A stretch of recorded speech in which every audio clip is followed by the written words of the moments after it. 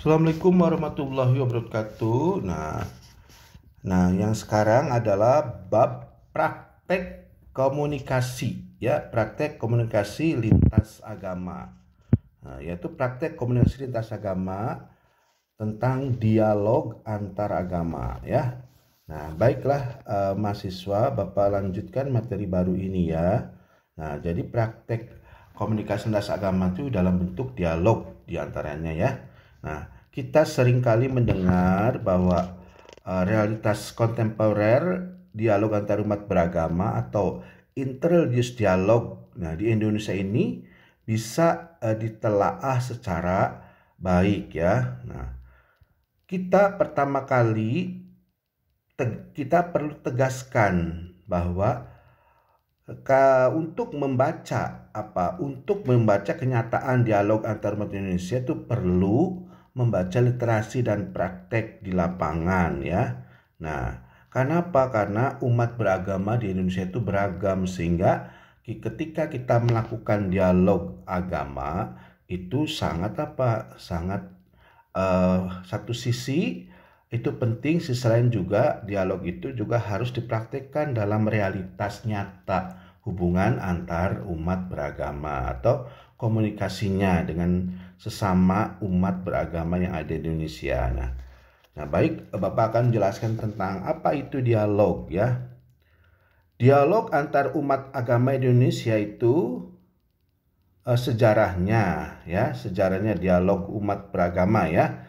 Yang pertama adalah bagaimana dialog umat beragama di Indonesia itu. Dialog umat beragama di Indonesia pernah terjadi pada tahun 1969. Ya, itu dialognya yang menjadi contoh karena umat yang besar itu Islam dan Kristen, ya kan? Maka dialog itu antara umat Islam dan Kristen yaitu pada tahun 1969. Nah, ini dipelopori oleh siapa? Oleh Profesor Mukti Ali ya.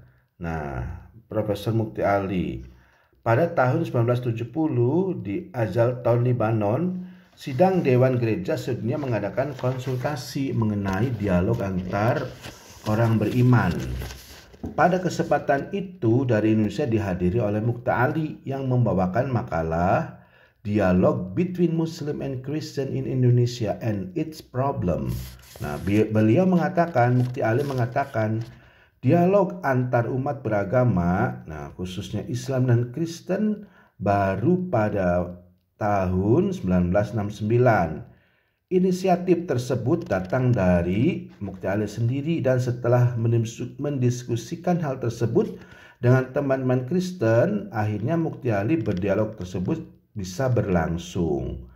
Pada bulan November 1969, pertemuan pertama dilaksanakan di sebuah kolose Katolik, dihadiri oleh seorang Muslim, yaitu Mukti Ali, dan 2 orang Katolik dan 3 orang Protestan. Pada pertemuan kedua bulan Desember, Mukti Ali menyampaikan pemikirannya yang sebenarnya bukan merupakan makalah ilmiah mengenai opini tentang sikap Vatikan terhadap umat non-Kristen, misalnya Yahudi, Muslim, dan lainnya, tentang posisi Paus dan sebagainya.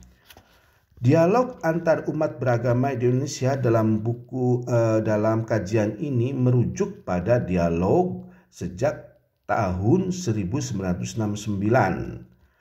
Dialog antar orang beriman dan beragama yang berbeda memang sudah terjadi sejak mereka berjumpa. Kedatangan agama baru senantiasa bertemu dengan iman atau agama yang sudah ada sebelumnya. Perjumpaan itu telah mengantarkan dialog pada dataran yang berbeda-beda, bahkan hingga tataran teologi.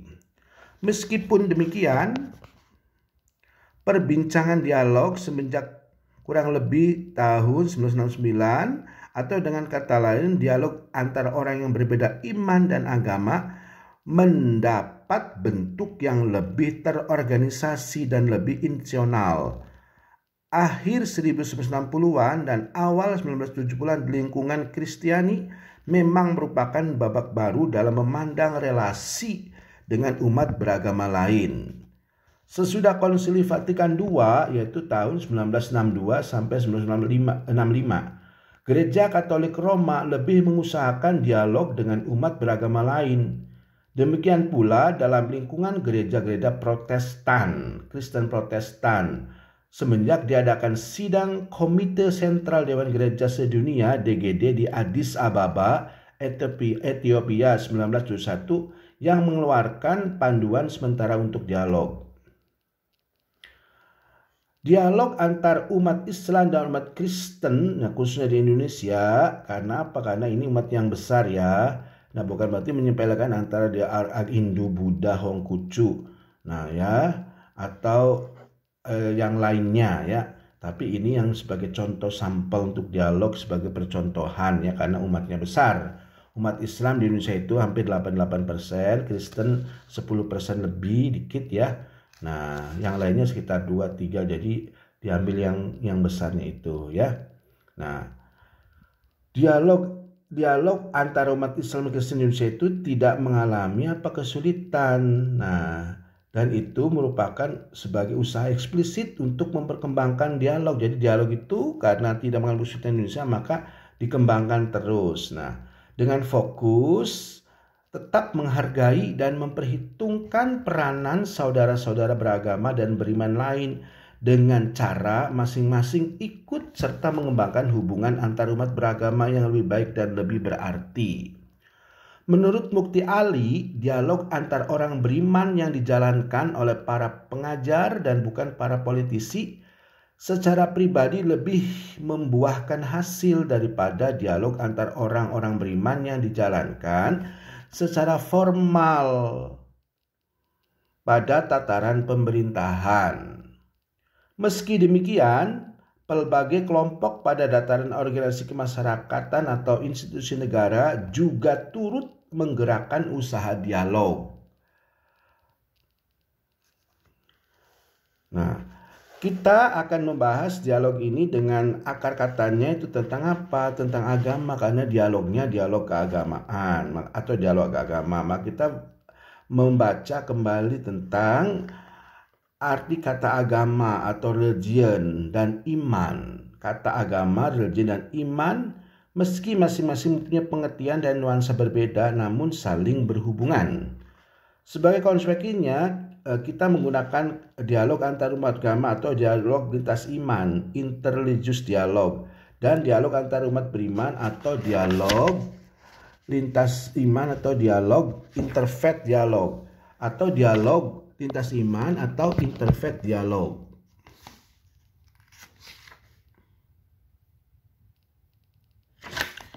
Ya, istilah iman menunjuk pada pengalaman orang yang menyerahkan diri kepada Allah, kepada yang ilahi atau yang ultim, dan menghayati penyerahan diri itu secara individual maupun komunal.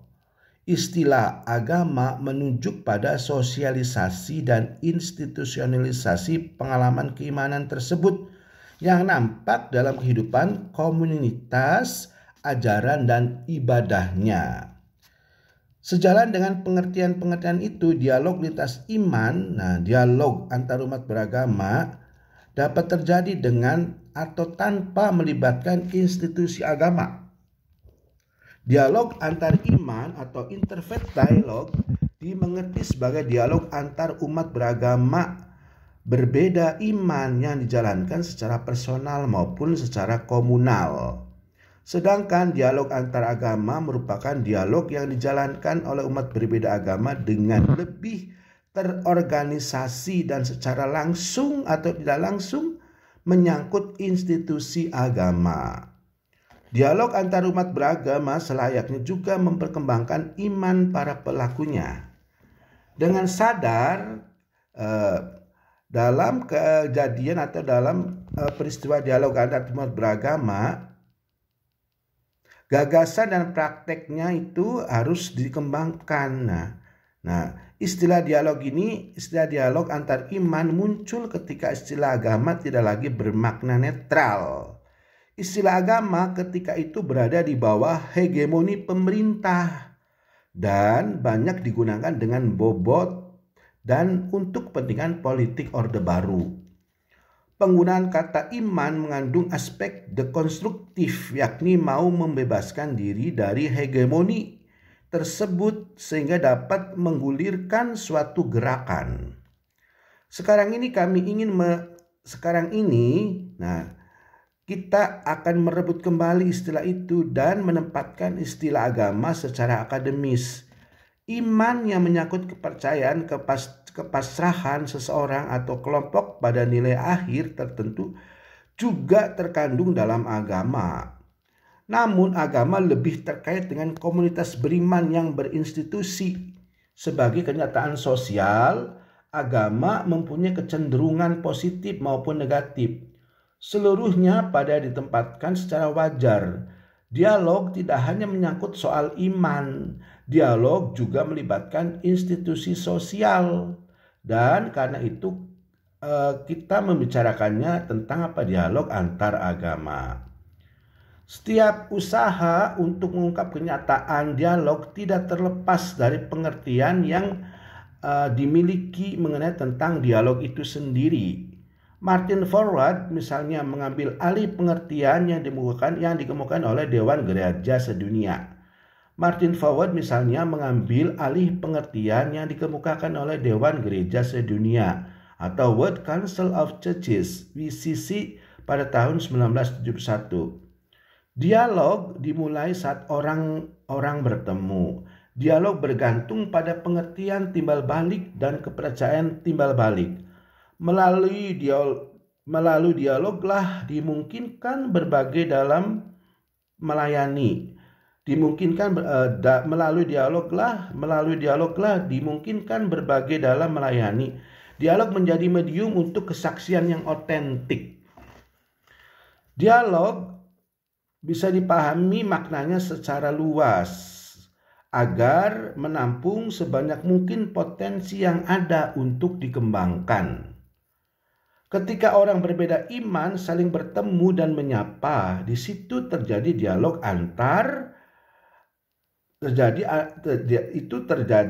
antar umat beriman.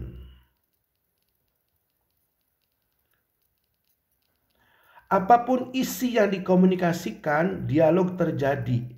Dialog antar umat beragama pertama-tama dilihat dari bawah, dari perjumpaan dalam kenyataan hidup sehari-hari. Dengan pengertian itu, dialog yang secara eksplisit mengungkapkan isi iman dan agama tidaklah dikesampingkan, melainkan juga dikembangkan sesuai dengan fungsinya secara kontekstual. Dialog yang berkembang dari bawah dapat digambarkan dengan tujuh dataran yang berhubungan satu sama lain. Dataran-dataran dialog itu dapat dilihat sebagai langkah-langkah yang fleksibel dan dapat melompat. Dataran-dataran dialog itu juga dapat disebut momen-momen dialog, sebab usaha dan tindakan berdialog umumnya tidak berangkat dari titik nol. Ia juga dapat dilaksanakan pada dataran mana saja yang mungkin pada lingkungan dan waktu tertentu. Dataran-dataran atau momen-momen itu dapat digambarkan sebagai berikut. Pertama, yaitu dialog kehidupan. Kedua, analisis sosial dan refleksi etis kontekstual. Ketiga, studi tradisi-tradisi agama. Dialog antar umat beragama berbagai iman dalam level pengalaman. Terus selanjutnya dialog antar umat beragama berteologi lintas agama, dialog aksi dan dialog intraagama. Dataran-dataran itu dapat juga digambarkan sebagai lingkaran praksis, artinya sebagai gerak yang berangkat dari praksis yang sudah ada menuju praksis yang dikembangkan lebih lanjut. Lingkaran praksis itu tidak tertutup dan tidak berhenti, melainkan dapat menjadi proses berkelanjutan, sehingga dapat juga disebut sebagai spiral praksis. Proses penafsiran kenyataan hidup melalui analisis sosial dan refleksi etis dapat juga diperdalam dalam penafsiran teks agama. Dan dengan demikian lingkaran praksis ini Dan dengan demikian lingkaran praksis ini juga merupakan lingkaran hermeneutik. Lingkaran praksis atau lingkaran hermeneutik tidak mulai dari titik nol. Ketujuh dataran itu bukanlah langkah-langkah yang harus dilalui semuanya. Ia dapat dimulai dari mana saja dan dapat dilompati misalnya dari dialog kehidupan sehari-hari. Pertama, melalui analisis dan pertimbangan etis. Dua, melompat ke aksi. Keenam, dapat juga misalnya dari berbagai iman dalam level pengalaman. Kelima, melompat ke aksi, dan keenam, melompat ke aksi ya. Ulang lagi. Jadi pertama adalah cuma ada 5 ya. Pertama melalui analisis dan melalui analisis dan pertimbangan etis. Kedua, melompat ke aksi. Ketiga, dapat juga misalnya berbagai iman dalam level pengalaman. Keempat, melompat ke aksi, dan kelima, keenam adalah dataran yang merupakan medan dialog yang fleksibel. Dialog pada dataran pertama disebut dialog kehidupan. Dialog pada dataran pertama disebut dialog kehidupan. Dialog itu terjadi dalam komunitas kecil yang menghadapi hidup keseharian bersama.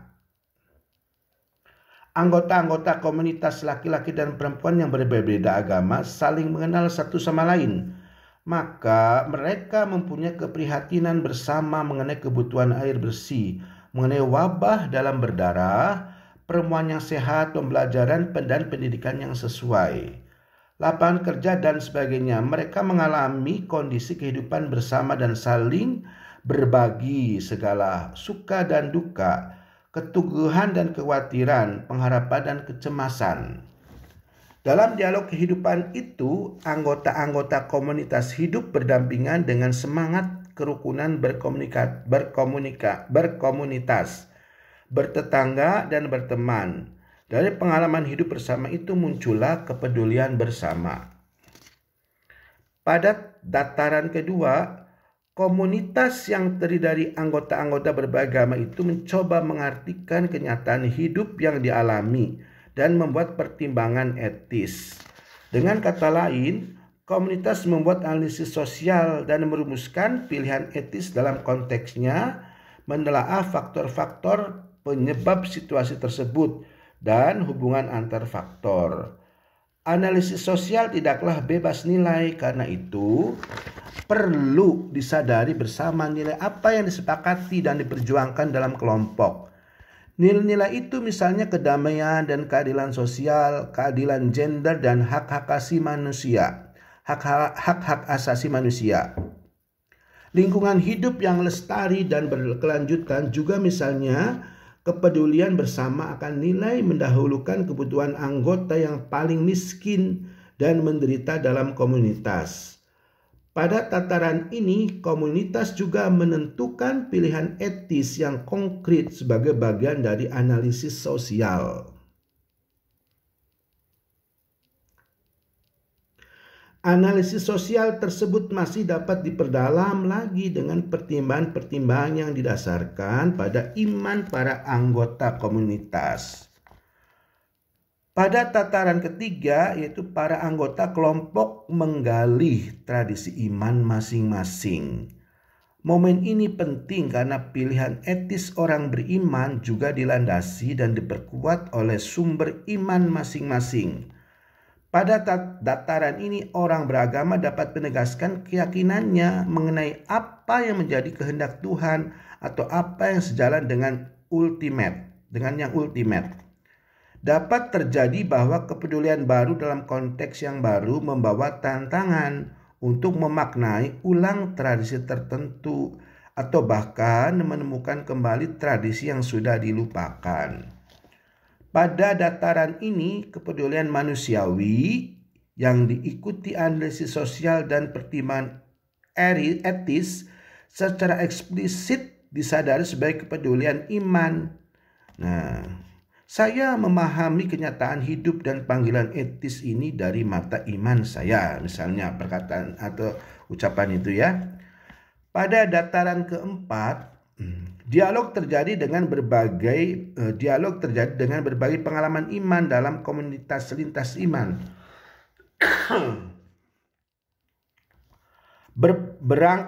Berpangkal pada tradisi iman dan agama masing-masing, para peserta berbagai pengalaman iman dan kekayaan spiritual. Dengan cara itu, para peserta saling memperkaya satu sama lain. Orang-orang tersebut dalam imannya sendiri dalam keterbukaan terhadap tradisi-tradisi religius lain atau commitment and openness. Mereka berbagi pengalaman doa, pengalaman kontemplasi, pengalaman mengenai cara-cara mencari, menemukan dan mengikuti Allah atau misteri kehidupan.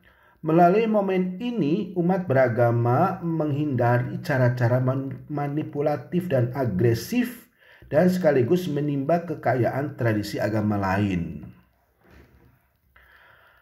Pada dataran kelima, dialog terjadi dalam pergumulan teologi lintas iman dan agama.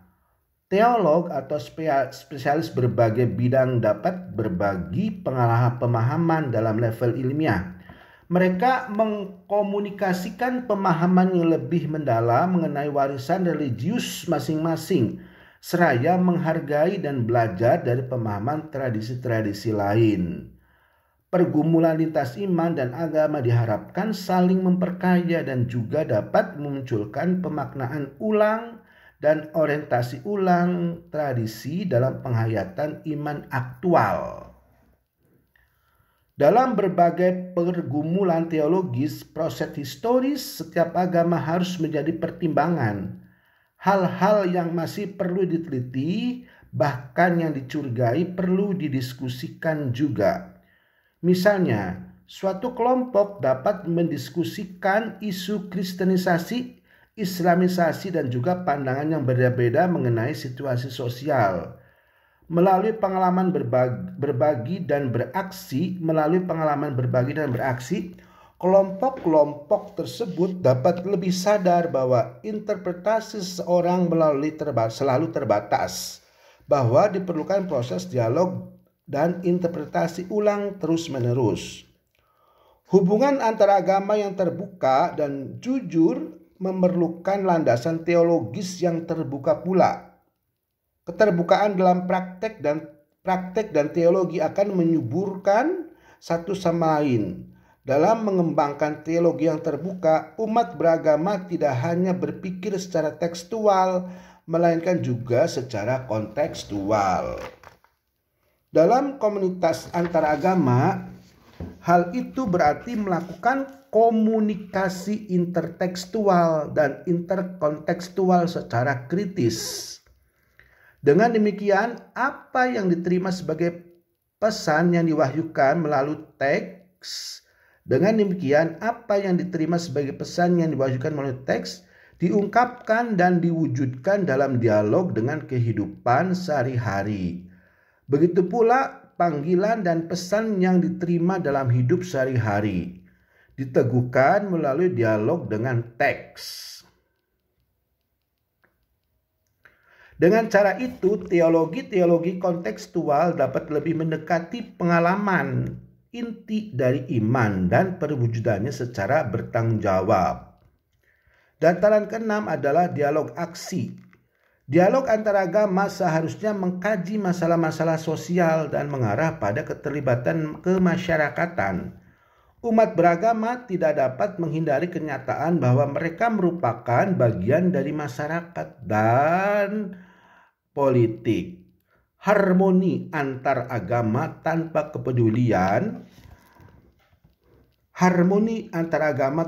kepedulian bersama untuk mengolah konteks sosial dan politik akan cenderung memelihara harmoni yang palsu dan tidak adil. Melalui dialog, aksi kelompok yang terdiri dari berbagai agama dapat memberdayakan rakyat dengan perspektif keadilan sosial, keadilan gender, hak asasi manusia, dan lingkungan hidup. Di tengah-tengah kenyataan kultural, politis, dan ekonomis yang ambivalen, respon kontekstual berarti menegaskan afirmasi atau konfrontasi untuk menuju transformasi kehidupan sosial dan politik. Kelompok umat lintas agama dengan demikian menjadi komunitas yang melayani kepentingan umum, menjadi komunitas dialogis dan transformatif. Nah, lalu pada dataran ketujuh yaitu dialog intraagama. Setelah menjalani macam-macam dataran dialog antar iman atau setelah mengalami dialog lintas iman dan lintas agama, setiap orang kembali pada iman pribadinya. Pada dataran ini selanjutnya terjadi otokritik. Kritik terhadap penghayatan iman saya dapat berupa peneguhan, tetapi juga dapat berupa teguran. Hidup beriman dan beragama yang sudah diperkaya dapat memperbaharui diri dan menjadikan lebih hidup lagi. Umat beragama menjadi orang-orang beriman yang lebih baik secara personal dan komunal. Orang Islam menjadi Muslim yang lebih baik, orang Kristen menjadi Kristen yang lebih baik, dan seterusnya. Sikap kritis terhadap diri sendiri dapat muncul sejak awal perjumpaan. Tidak usah menunggu setelah semua dataran dialog pernah dilewati. Semakin mendalam perjumpaan lintas iman dan lintas agama, semakin mendalam pula perubahan dan perkembangan yang terjadi dalam menghidupi iman dan agamanya sendiri. Dialog juga dapat dilihat sebagai tujuan menengah atau sebagai tujuan instrumental. Dialog bukan merupakan tujuan akhir, melainkan sesuatu yang dijalankan untuk mencapai tujuan selanjutnya. Namun, tujuan hidup bersama tidaklah dapat dicapai dengan baik tanpa keterlibatan semua pihak. Dalam cakrawala holistik, partisipasi dan rasa bagi keseluruhan merupakan keutamaan. Dengan demikian, dialog merupakan gaya hidup orang beriman dan beragama, merupakan sesuatu yang perlu dan harus dijalankan kalau seseorang atau komunitas mau setia kepada panggilan manusia dan ilahi. Berbagai dataran dialog dari bawah yang dijalani secara terbuka dan jujur akan memunculkan unsur-unsur yang paling penting untuk kehidupan bersama, yakni pertobatan dan pengampunan. Bertobat berarti menyadari kekurangan, kesalahan dan dosa yang telah dilakukan, dan sekaligus percaya akan belas kasih dan pengampunan ilahi yang tanpa batas. Pertobatan merupakan pengharapan baru sebab orang tidak terpenjara pada masa lalu dan pada masa depan tetap terbuka. Kesediaan untuk mengampuni adalah tanda bahwa seseorang siap menerima pengampunan ilahi yang tanpa batas. Sebaliknya, tidak bersedia mengampuni yang lain merupakan tanda bahwa seseorang tidak siap menerima belas kasih dan pengampunan ilahi yang tanpa batas itu. Nah, oke ya. Nah, kita langsung selanjutnya tentang pentingnya dialog antar umat beragama. Pernyataan orang Kristen dan Islam hidup rukun di Indonesia misalnya dapat diucapkan di banyak tempat ya. Bahkan sebagian besar umat Kristen dan umat Islam di Indonesia hidup rukun. Meski begitu, tidak berarti tidak ada masalah dalam hubungan antar komunitas-komunitas agama di Indonesia. Sebagai masalah bahkan berujung pada kekerasan, seperti dilaporkan 2 laporan tahunan kehidupan beragama di Indonesia ya tahun 2008 dan 2009 yang dikeluarkan oleh Program Studi Agama dan Lintas Budaya CRES UGM. Kekerasan berskala besar seperti yang terjadi di Maluku dan Poso memang tidak terjadi lagi beberapa tahun belakangan. Namun ketegangan tersebut masih terus berlanjut ya. Persoalan menyangkut rumah ibadah misalnya masih menjadi ganjalan serius dalam hubungan antara komunitas agama khususnya Kristiani dan Muslim. Setiap tahun masih tercatat belasan kasus menyangkut rumah ibadah, terutama menyangkut gereja, dan sebagian berupa kekerasan dalam bentuk penutupan paksa atau bahkan pembongkaran bangunan rumah ibadah. Telah ada peraturan yang diperbarui pada tahun 2006, peraturan bersama Menteri Agama dan Menteri Dalam Negeri nomor 9 tahun 2006 dan nomor 8 tahun 2006 untuk memastikan semua warga negara mendapatkan hak beribadahnya, namun penegakan hukum seringkali tidak berjalan dengan baik. Jenis ketegangan lainnya itu yang menyangkut meningkatnya wacana penyesatan dan dalam beberapa kasus juga berakhir dengan kekerasan. Pada tahun 2009, laporan tahunan CRCS mencatat 25 kasus penyesatan dan 11 kasus lain khusus menyangkut pengikut Ahmadiyah. SKB yang dikeluarkan Menteri Agama, Menteri Dalam Negeri dan Jaksa Agung pada Juni 2008 mengenai Ahmadiyah tidak menyelesaikan masalah, malahan mungkin memberi justifikasi terhadap tindak kekerasan oleh beberapa kelompok masyarakat atas para pengikut Ahmadiyah. Apa yang dialami Ahmadiyah itu hanyalah ekor dari kekerasan-kekerasan fisik yang telah mereka alami pada tahun-tahun terakhir ini. Di luar ketegangan tersebut, masih ada masalah-masalah lain menyangkut hubungan antar maupun intra kelompok agama di Indonesia. Misalnya kelompok-kelompok agama non resmi di luar 6 agama yang diakui hukum di Indonesia, maupun aliran kepercayaan masih mendapat diskriminasi secara hukum. Mereka memang bisa hidup di Indonesia, tapi pemerintah tidak memberikan perlindungan yang sama dengan perlindungan maupun bantuan yang diberikan kepada 6 agama yang resmi diakui di pemerintah. Bahkan bisa dikatakan perlindungan hanya diberikan kepada kelompok arus utama dalam ke-6 agama itu, sementara kelompok-kelompok bukan arus utama tidak dilindungi. Contohnya kasus Ahmadiyah dalam Islam atau Seksi Jehovah dalam Kristen. Dari gejala-gejala umum tersebut, secara spontan kita dapat mengatakan bahwa membangun hubungan antar umat beragama sangatlah mendesak bagi kehidupan bersama di Indonesia. Berbagai alasan dan pertimbangan dapat dikemukakan untuk menunjukkan beberapa pentingnya dialog antar umat agama. Kita mulai dengan melihat tuntutan sosiologis. Tidak ada satu kelompok umat beragama manapun yang mampu menyelesaikan masalah-masalah kehidupan bersama secara sendirian. Sebab penyelesaian masalah yang ideal menuntut partisipasi selalu seluas mungkin. Pilihan yang tersedia hanyalah membangun harmoni sejati yang kukuh. Atau membiarkan harmoni yang rapuh berkepanjangan. Dari sisi penalaran filosofis atau epistemologis, semakin lama juga semakin luas disadari bahwa pengetahuan manusia terbatas dan oleh karena itu tidak masuk akal mengemukakan klaim absolut mengenai pencapaian manusiawi. Pengetahuan manusia akan berkembang kalau terbuka terhadap pandangan-pandangan yang berbeda. Tanpa sikap terbuka dan kritis, pengetahuan manusia menjadi gumpalan rumus beku yang akan semakin jauh dari kenyataan hidup.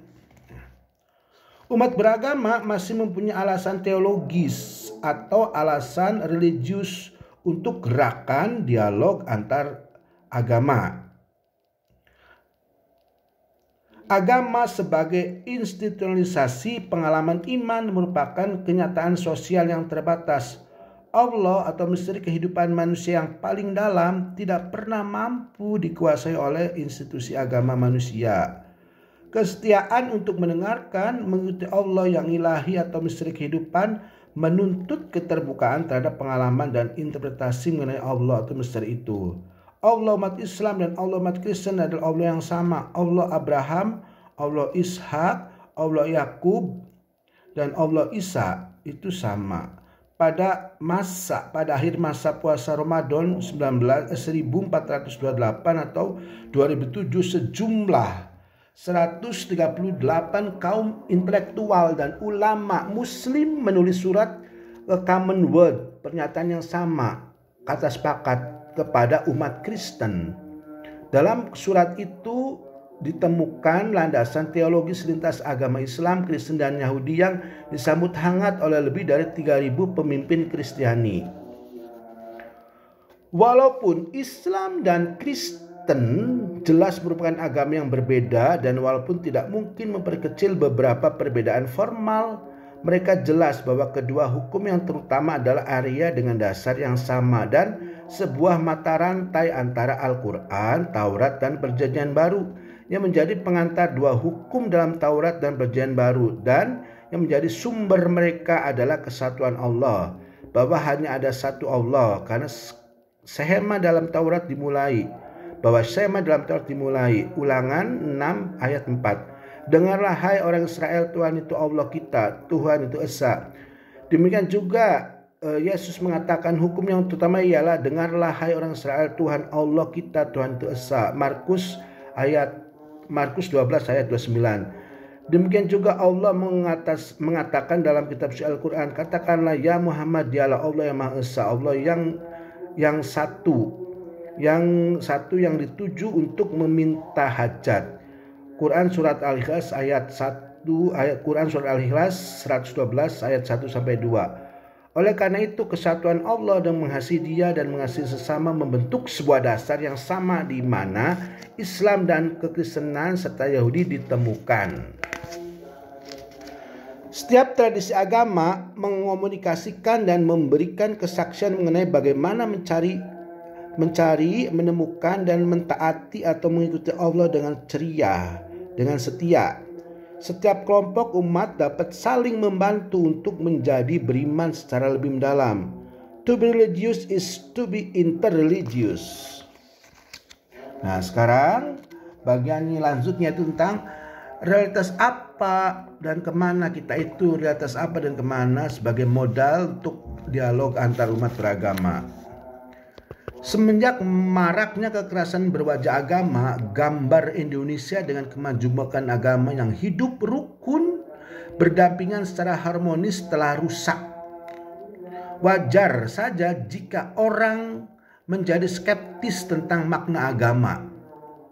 Namun, dari kegiatan kita sehari-hari, kita tahu bahwa banyak hal-hal yang sudah terjadi dalam dialog antar agama. Kita perlu mengetahui lebih luas agar dapat mempertimbangkan secara kritis apa saja yang telah dilakukan, kemudian belajar dari situ sehingga kita dapat mengembangkan gerakan selanjutnya. Untuk memetakan apa yang sudah terjadi secara lebih sistematis, pertanyaan-pertanyaan berikut akan menuntun kita untuk menelusuri realitas yang ada. Jadi pertanyaan-pertanyaan berikut ini akan menuntun pada realitas yang ada, ya. Pertama, dialog antar umat beragama macam apa yang terekam dalam sejarah Indonesia. Kedua, apa yang sedang terjadi dalam dialog antar umat beragama sekarang ini. Apa dalam bentuk praktek dialog antar beragama yang sudah dijalankan terletak pada dataran mana? Nah, bisa menjawab tentang isu apa yang sedang dikemukakan dan masalahnya apa serta tantangannya. Kemudian masih dalam bagian yang kedua, kegiatan akademik yang sudah ada seperti apa yang sudah dilakukan atau silabusnya, ya. Mata kuliah yang sudah ada seperti apa? Mata kuliah yang sudah ada seperti apa? Mata kuliah yang sudah ada seperti apa silabusnya misalnya. Penelitian sudah ada mengenai apa, tema fokus dan sebagainya. Lalu yang ketiga, mengapa dibuat seperti itu menuntut lembaga dan orang yang bersangkutan. Keempat, bagaimana hal-hal tersebut dijalankan oleh lembaga dan orang yang bersangkutan. Dan kelima, sikap manakah yang selayaknya diambil dan bagian manakah yang perlu dikembangkan.